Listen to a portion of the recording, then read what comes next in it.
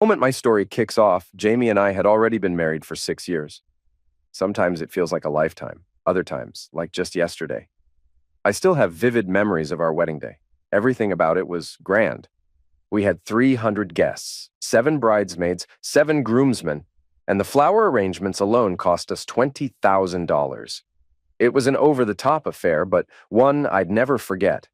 I can still hear the officiant's voice echoing in my head as he stood before us, asking, "Do you, Jamie Elizabeth Snowden, take Blake William Benson to be your lawful husband, forsaking all others, until death do you part?" The moment she answered with a resounding, "Yes," I remember the look in her eyes.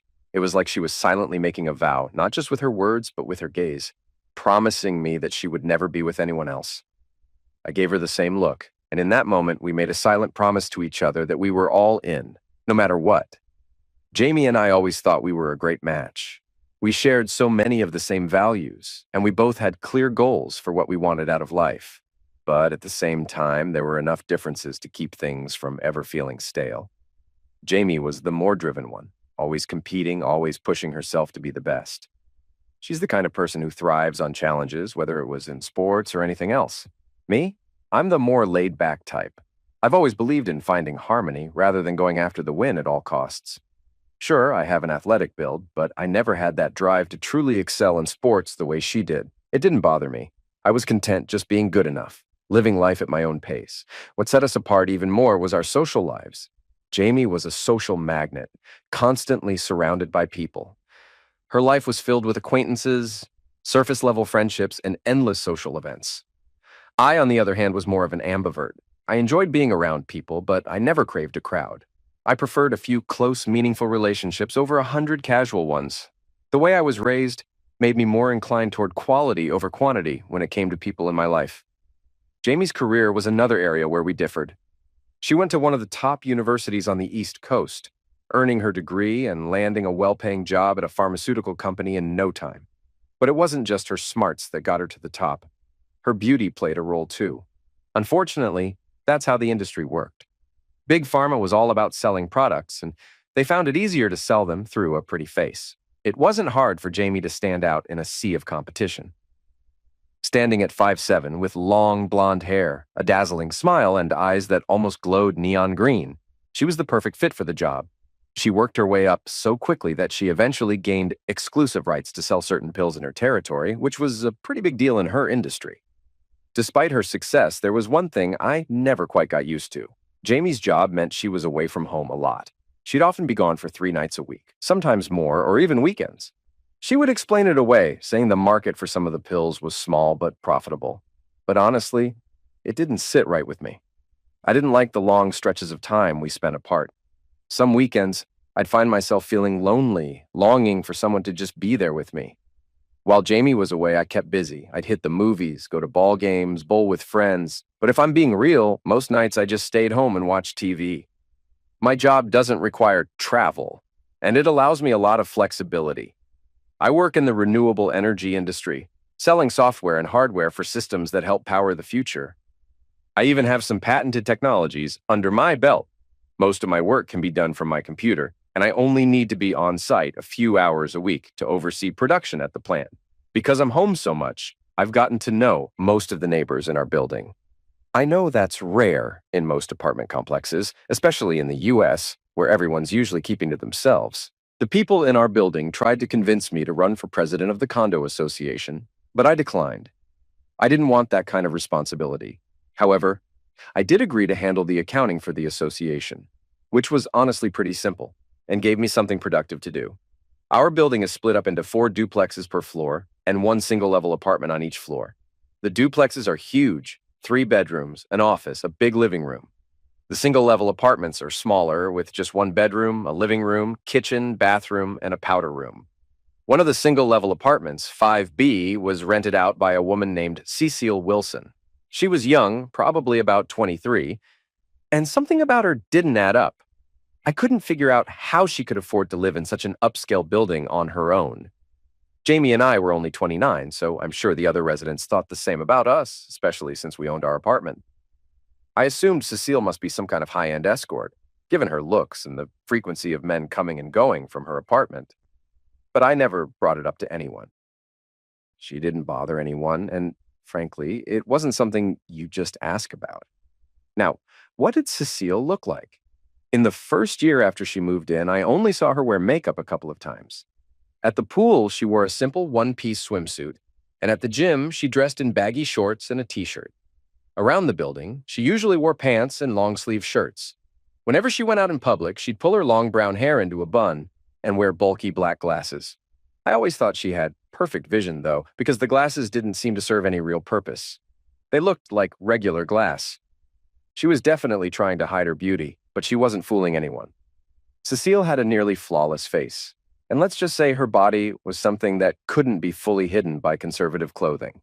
She was around 5 feet tall, with curves in all the right places, long legs, a tiny waist, and hips that would make an artist weep with envy. She was slim, but in a way that made her look just right.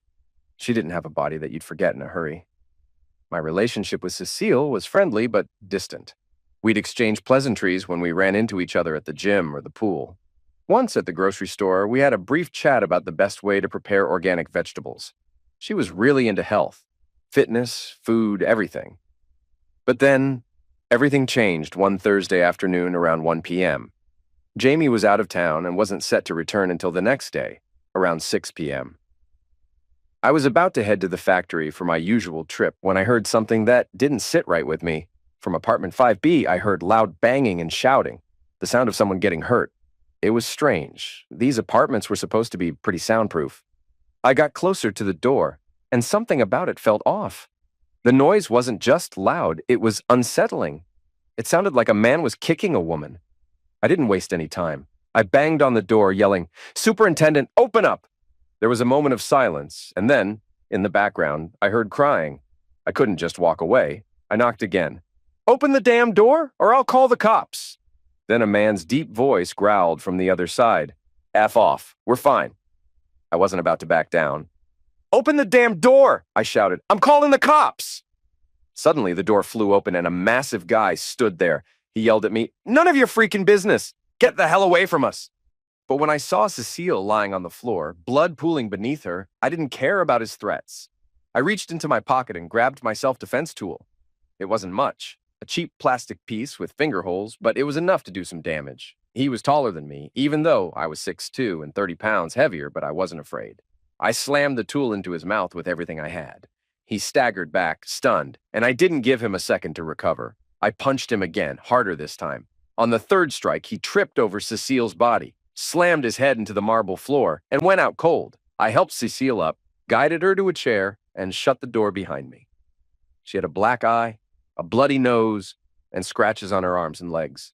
She was wearing a negligee, and while I tried to focus on helping her, I couldn't help but notice how stunning she looked.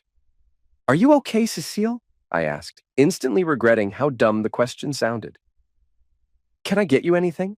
I added, noticing the pain in her eyes. "I'm in a lot of pain," she moaned. After a deep breath, she added, "I'll be fine, but could you grab me some paper towels for my nose and a cold compress from the freezer?" I quickly grabbed what she asked for.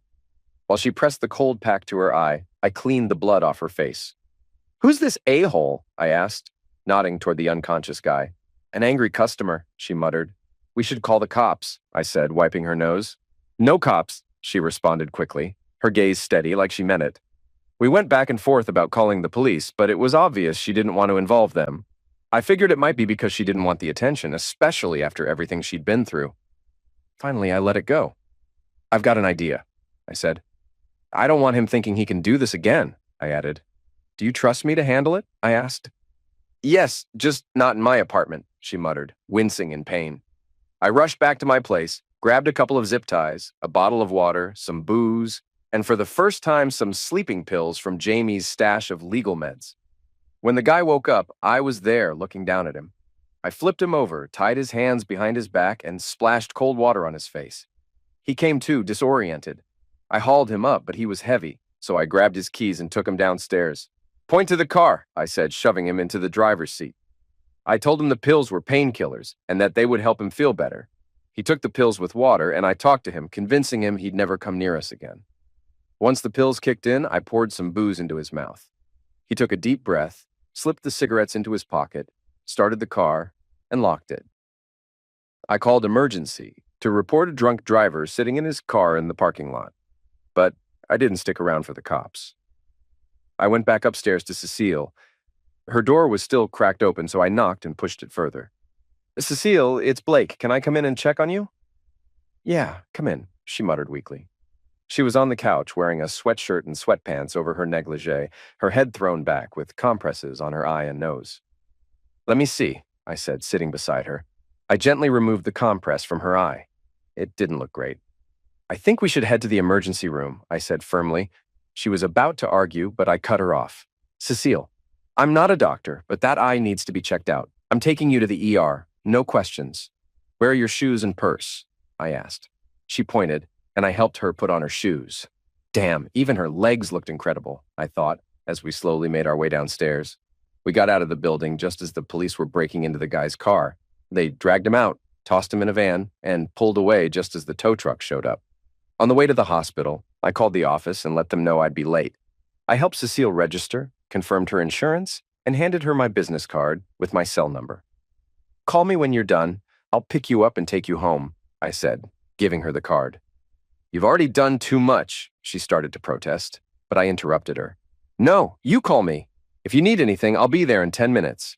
I got no urgent plans today," I said firmly. "Okay, thank you," she said, trying to smile through the pain. She patted me on the head, and I walked out. I was wrapping up work when my phone buzzed. "Hey, Blake, it's Cecile," came her voice, sounding a lot stronger than when I dropped her off earlier.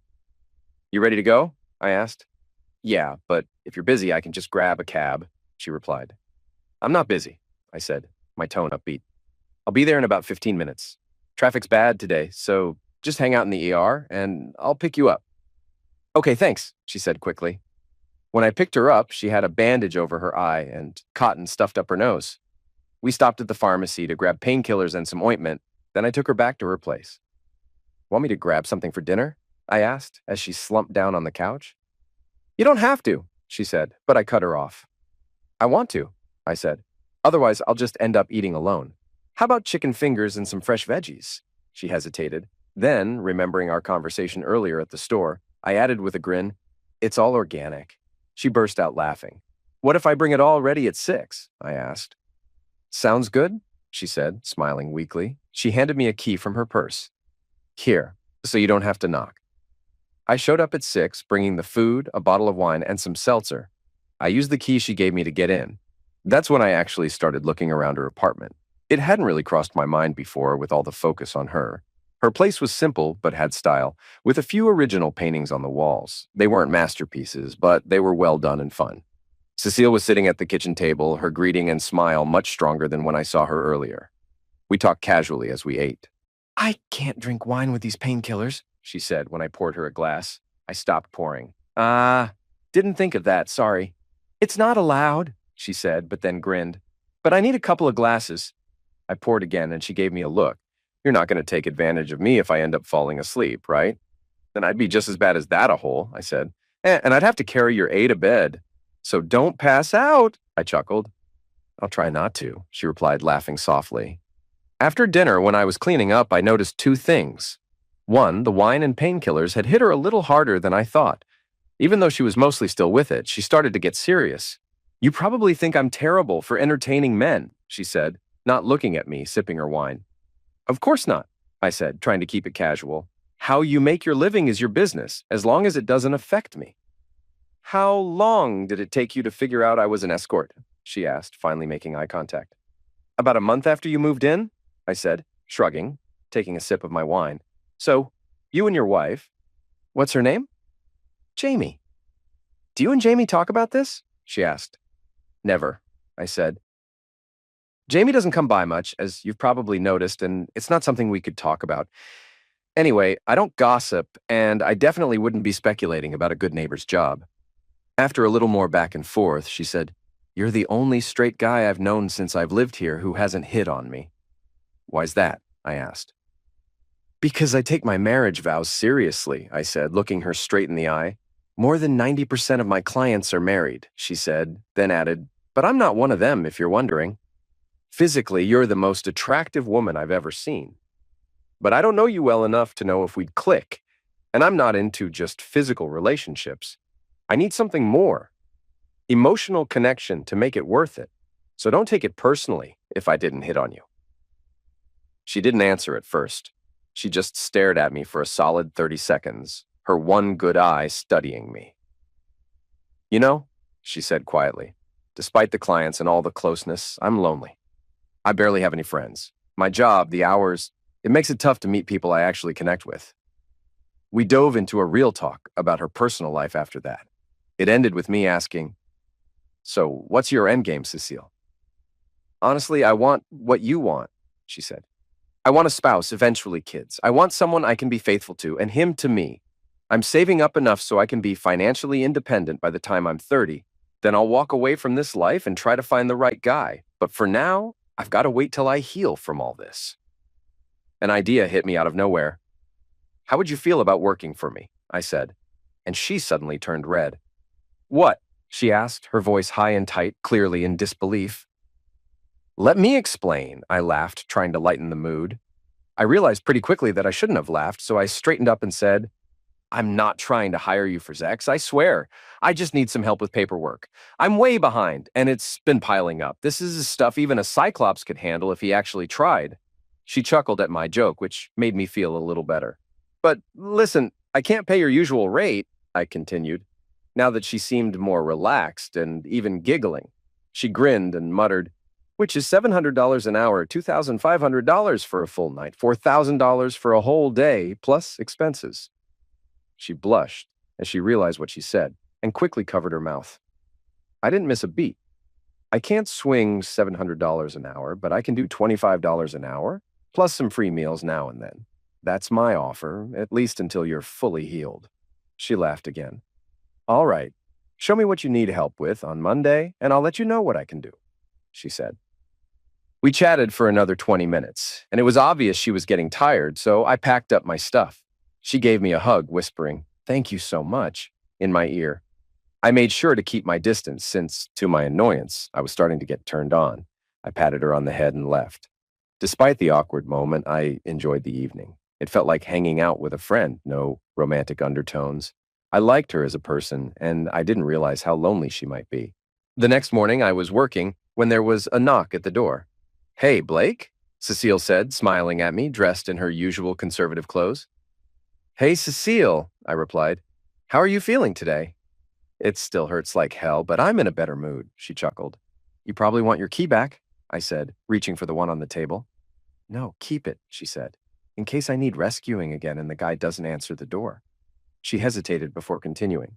"I hate to ask, but I really need to buy groceries, and the doctor said no driving with these painkillers and the blindfold. Can you take me sometime today?" "Of course," I said with a big smile. "How about 1:30?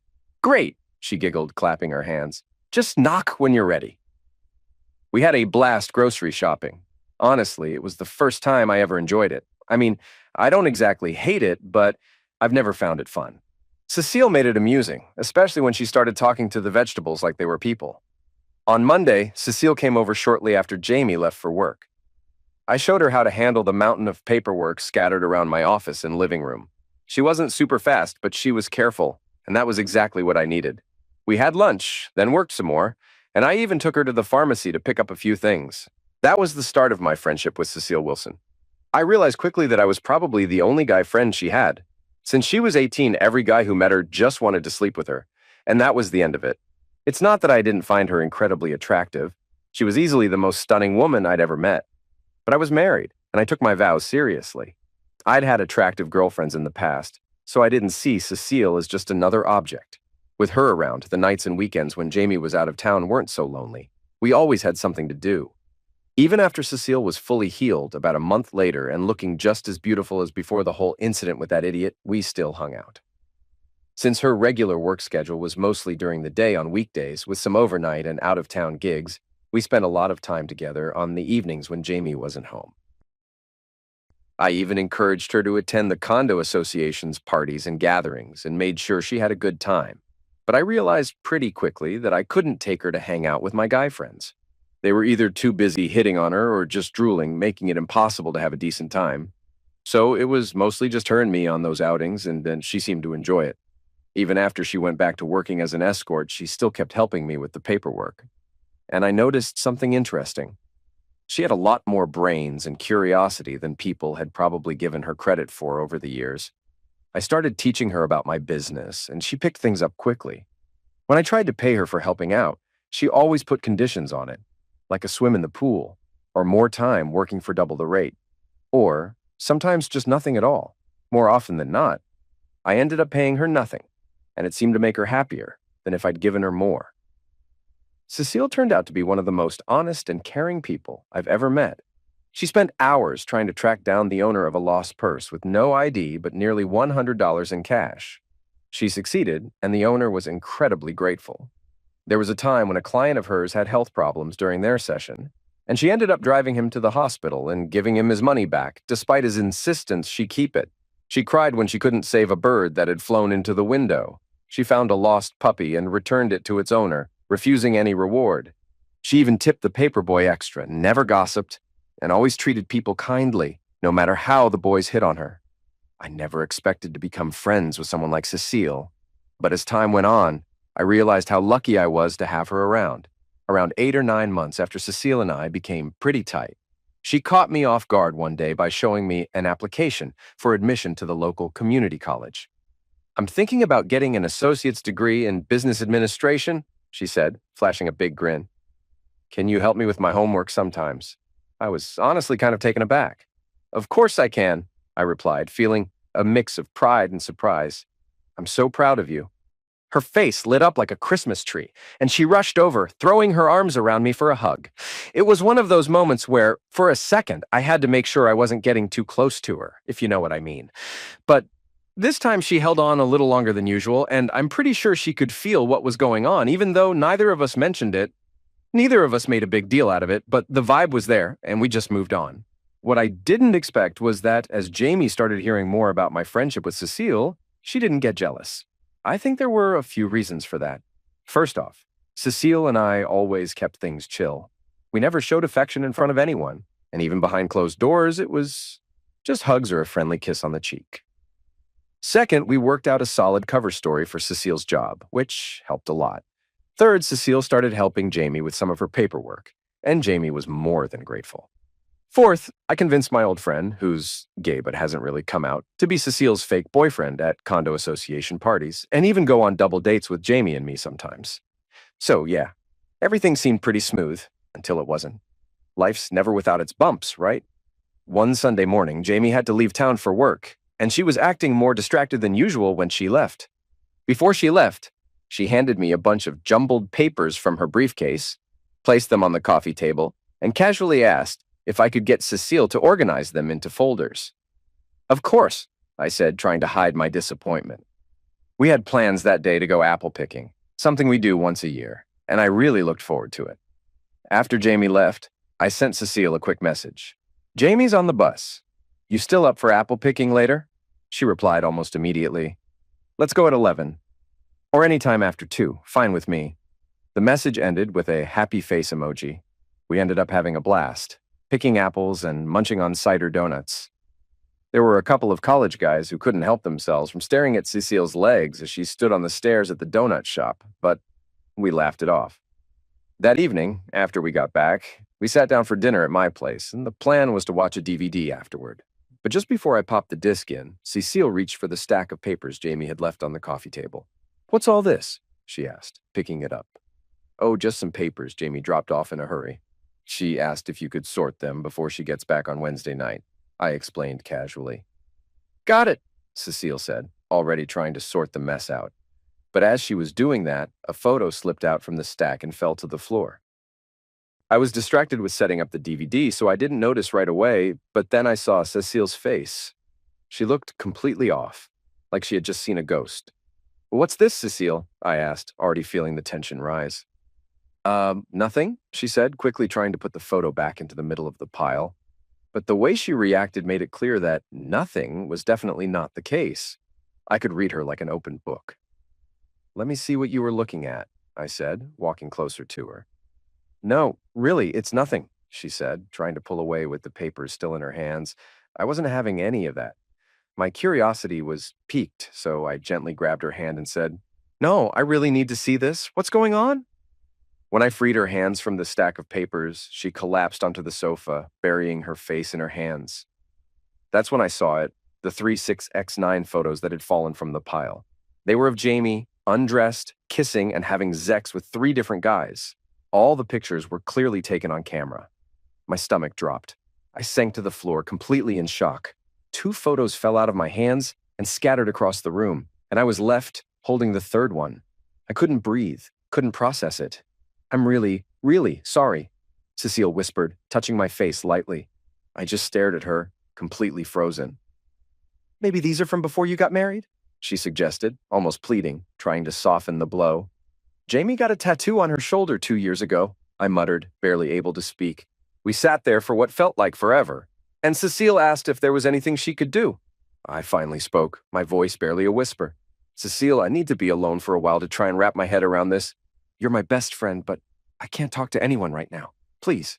I knew tears were probably streaming down my face, and I'm sure Cecile was crying too when she hugged me just before she left. When she was gone, I took a deep breath and told myself, get it together, no time for self-pity. I stormed through the house, ripping through Jamie's dresser drawers, going through boxes in the closets, flipping through her office files. One of her desk drawers was locked, but I managed to break into it. Inside, I found a dozen more pieces of evidence. It was like a dam had broken inside me. At that moment, it wasn't a question of whether Jamie had cheated. The question was how long it had been going on and how many other guys she'd been with. Anger, humiliation, frustration, and shock coursed through me in waves. The only constant thought in my head was, how the hell could I have been so naive? I didn't sleep that night, not even for a minute. I couldn't.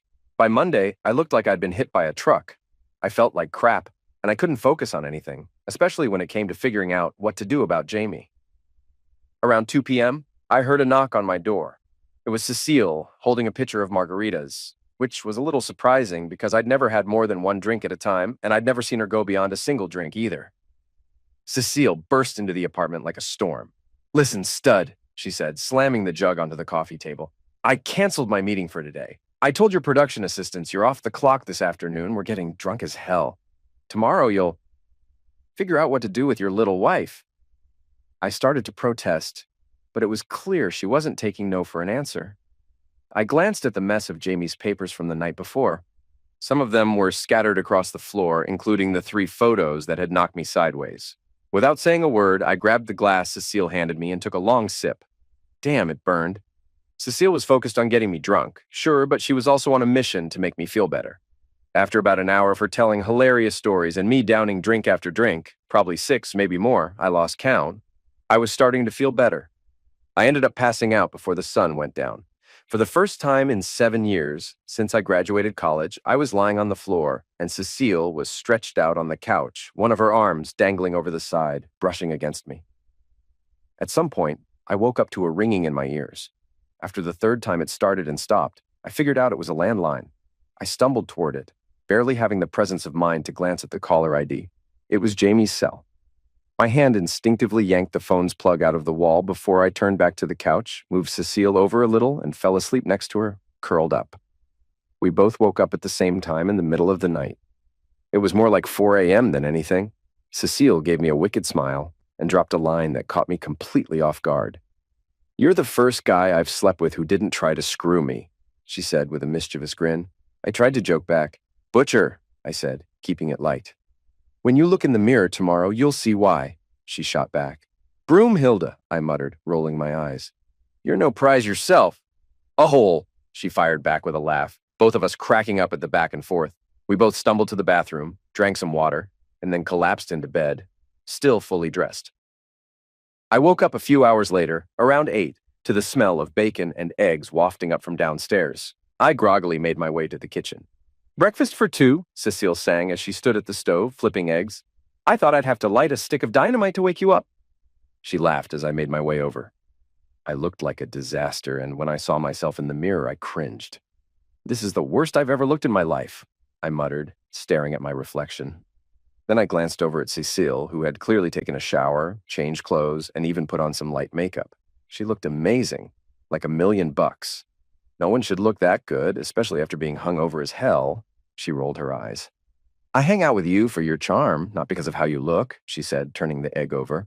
Now sit your A down at the table and try to hide that disaster of a face behind the cereal box so I can eat in peace. I didn't realize how hungry I was until I started eating. The food was incredible. I scarfed it down way faster than I should have, almost inhaling it. Glad to see a man appreciates my cooking, Cecile teased, watching me demolish my third egg, 200 grams of bacon, and the fourth piece of toast. I pointed my empty fork at the buttered bagel on her plate. You gonna finish that? She laughed and tossed the bagel onto my plate. Go for it, she said. It was gone in seconds. After Cecile cleaned up the dishes and started loading the dishwasher, she came over, took my face in her hands, and looked me straight in the eyes. I've got a busy day today, and I've got to stay overnight somewhere, but I'll be here tomorrow afternoon. Let me know if there's anything I can do. But listen, you've got some serious decisions to make. Before you do anything crazy, though, you need to talk to Jamie face to face. Got it? I just nodded. Okay, I muttered, my mind still spinning. Then for the first time in my life, she kissed me on the lips. It was chaste, brief, and caught me completely off guard.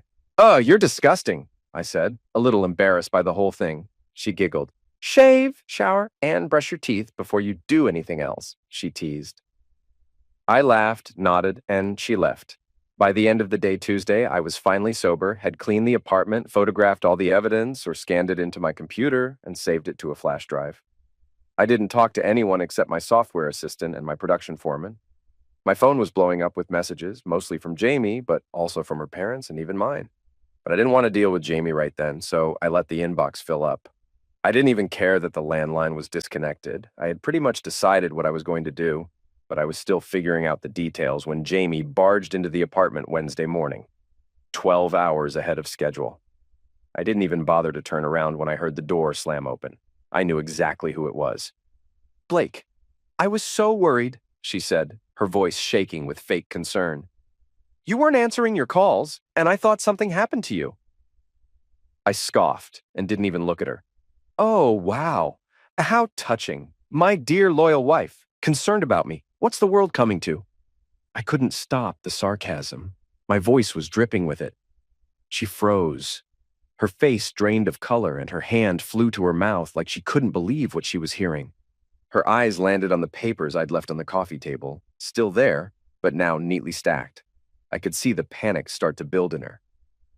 Let me show you my little pile of treasures, I said with a nasty grin, grabbing her by the arm and dragging her toward the kitchen. Maybe you can explain this crap. You sure as hell owe me an explanation. I shoved the stack of papers in her face, watching as her eyes scanned them. Her breath hitched, her voice cracking as she began to choke out a bunch of bullshit. Blake, I love you. It didn't mean anything. I just got so caught up in the competition, the sales. I didn't mean to hurt you. I promise. It was just a few deals. Please just... I cut her off with a laugh that sounded more like a growl. A few deals. Is that what you call this? You think you can fix this by playing house, by popping out a kid? You think that's going to make everything go back to normal? I scoffed. You ruined this. You wrecked it. You're the one who destroyed everything, and now you want me to just pretend it never happened? I turned away, not giving a damn about her anymore, walking into the master bedroom like she wasn't even there. I started ripping clothes from the closet, tossing them on the floor, not caring about what happened to them.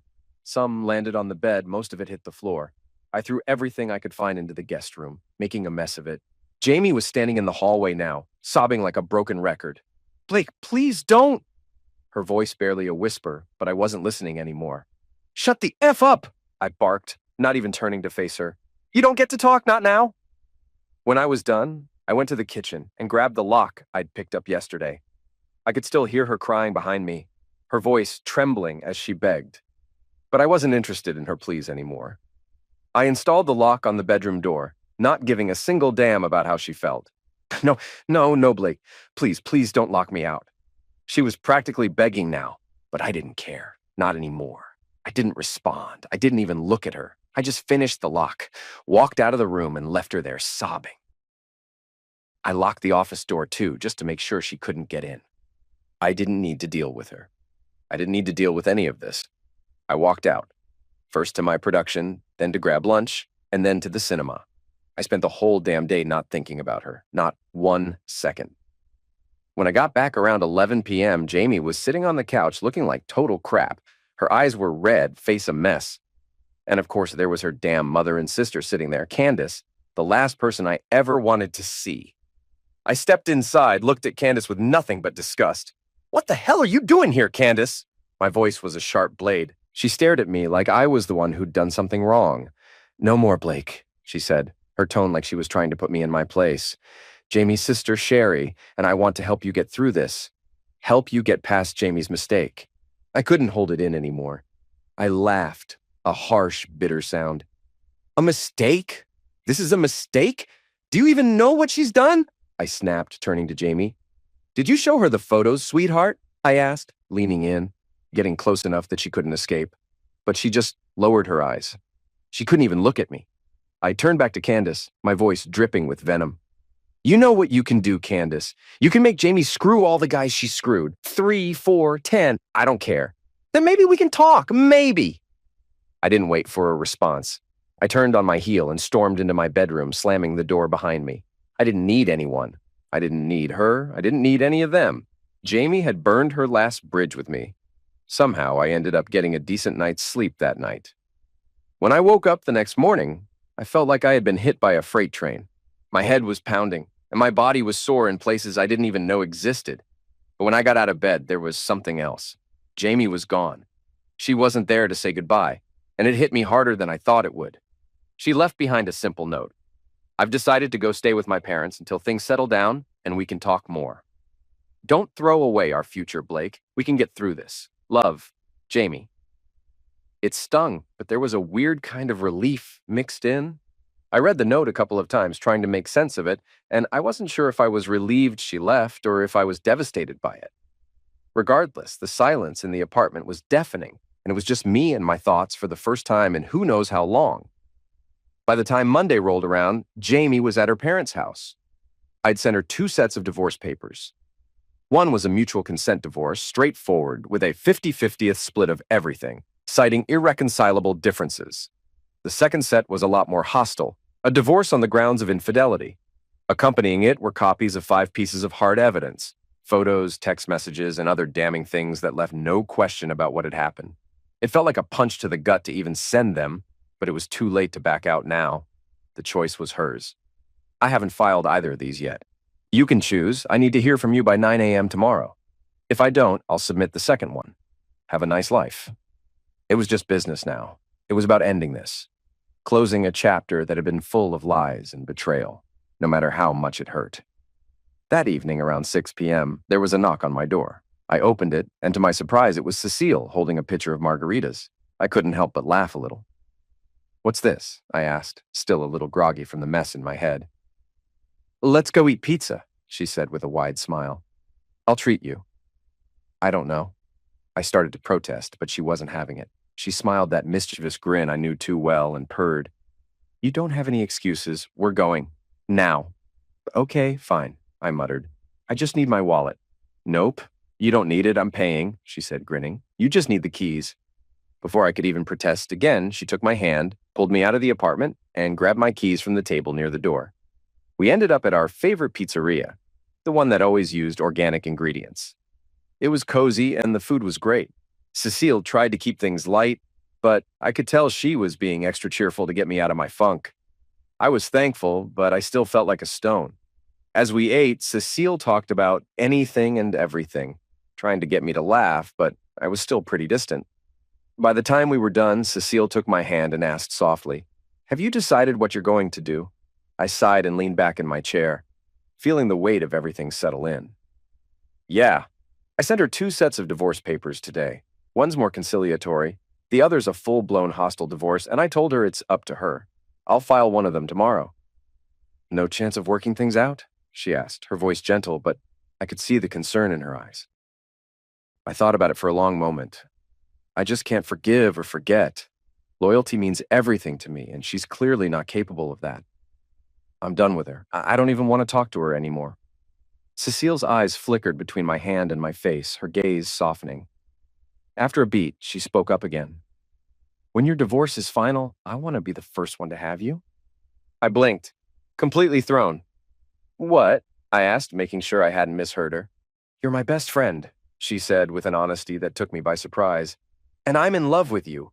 The moment we go on our first date, I'll quit my job.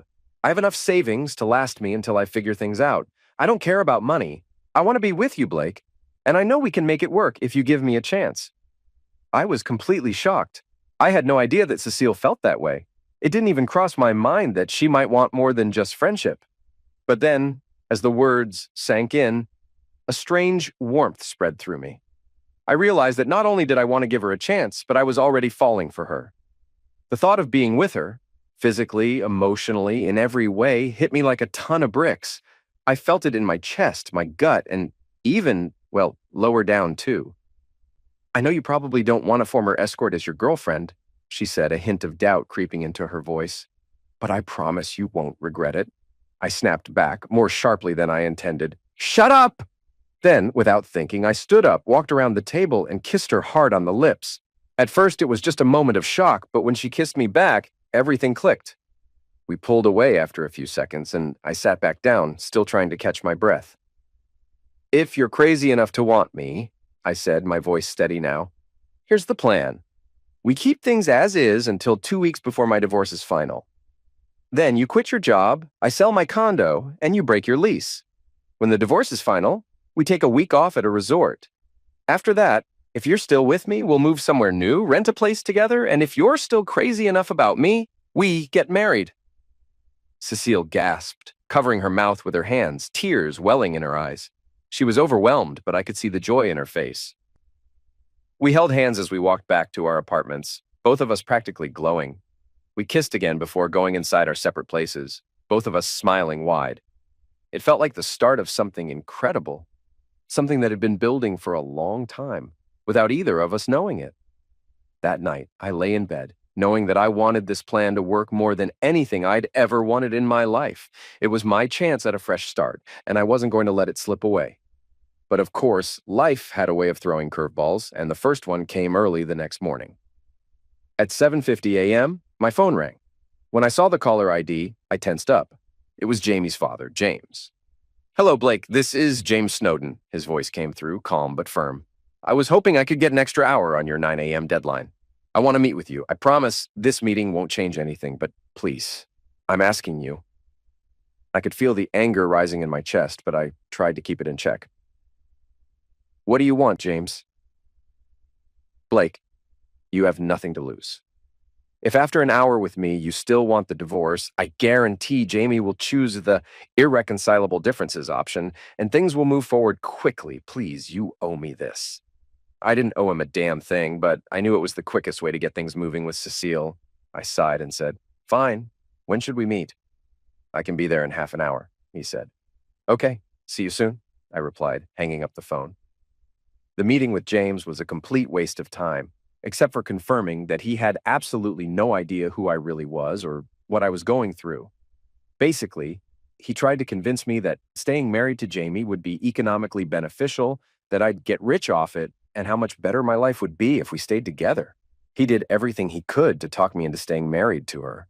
But in the end, he sweetened the deal with an offer I couldn't ignore. $2 million in cash right now, plus a guarantee that Jamie would sign a post-nuptial agreement. If she ever cheated again, I'd get another $2 million. I looked him dead in the eye and said, Sorry, James, you did everything you could for your little girl, but there's no deal. I'm still trying to figure out why she even wants to stay married. I think she'd be happier if I just got out of her way. James wasn't happy with that. Cheating's never been her style, Blake. She just lost focus on what really mattered. Yeah, well, I won't be sticking around to wait for her to figure that out, I shot back. And don't forget, get her to send the signed papers over to my lawyer first thing this morning. He left looking deflated. I'm sure it wasn't because he was sad to see me go, but more because his little girl needed serious help, like professional help. Finally, the day came. The divorce was official. Both Cecile and I had spent the past 10 days packing up and moving out of our places. I sold my apartment and all the furniture in it, except the computer equipment, which Jamie didn't need. Cecile's lease had ended, so she sold her furniture too. I had almost finished selling off the business hardware to my employees by then. Jamie didn't even show up at the final hearing.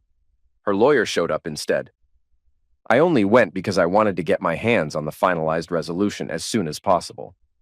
After the trial, I knocked on the door of apartment 5B, where my luggage was already packed for the trip to the resort. I was expecting Cecile to be ready to go. She was definitely ready, but not for the trip just yet. When she opened the door, she was standing there completely undressed, except for her high heels and an ankle bracelet. "We have some time to get to know each other a little better before we hit the road," she said, her eyes twinkling as she pointed at the bulge in my pants. "Besides, I don't think you're up for a 2-hour drive like that." Cecile grabbed me by the tie and pulled me into her apartment, her hands on me as she kissed me passionately. I didn't need any more convincing. The moment we shared was electric, a mixture of pent-up emotions and desire. We didn't just make love, this was about connection, about everything we'd both been building up to over the past few months. The sexual chemistry was undeniable, but what made it special was that we were finally in sync emotionally, too. For the first time in a long while, I felt completely at peace with my decision. We spent more time together, savoring the moment. Afterward, we took a breather and shared some quiet time. It wasn't just physical, it was emotionally deep, a genuine connection forming between us that felt real and raw. Eventually, we got dressed. I loaded our suitcases into the car, and we hit the road, headed for the resort. Cecile curled up beside me as we drove. She snuggled close for about an hour, and then, without warning, pulled away. "Blake," she said, her tone serious, "I need to tell you 4 things. It's important that I say them now before we go any further. Ready?" "Ready," I said, giving her a soft smile, though my curiosity was piqued. "First," she began, "my name isn't actually Cecile Wilson. It's Barbara Godden, Babs for short." She paused for a second, then added, "I've got a full set of fake IDs so convincing that I've used them to sign leases and buy a car. If things work out between us, I'm going to get rid of the old me and leave that part of my life behind. I won't keep any ties to that identity." I whistled in surprise. "Wow, you could work for the CIA with skills like that. Should I call you Babs now?" "Don't call me that until you're ready to put a ring on it like Beyoncé says," she laughed. I raised an eyebrow. "All right, Babs, what's next?" She grinned, clearly enjoying my reaction. "Second, I stopped working as an escort the day I told you I loved you. Since then, I've been speeding through a community college program. I've already finished my freshman year and got a few credits toward my sophomore year." I was genuinely impressed. "That's amazing," I said. "You're full of surprises, you know that?" "Not done yet," she said, her grin widening. "Third, I've come up with an idea for an online business, and I'd love to run it by you when we get back from the resort. If you like it, we can work together on it. 50-50ths. "I'm all ears," I smiled. "Can't wait to hear it." "And finally," she said, her face turning a little more serious, "if you've got any questions about my work as an escort, you need to ask them this week. After that, I don't want to talk about it anymore. I don't even want to think about it. And if you bring it up after this week, I'll be really pissed. So, now's the time." I could tell the topic made her uncomfortable, but honestly, I had long since come to terms with her past. It didn't bother me at all anymore. I was just glad she'd left it behind, but I had no real questions left to ask. I'd made peace with it. After a moment of silence, I finally spoke.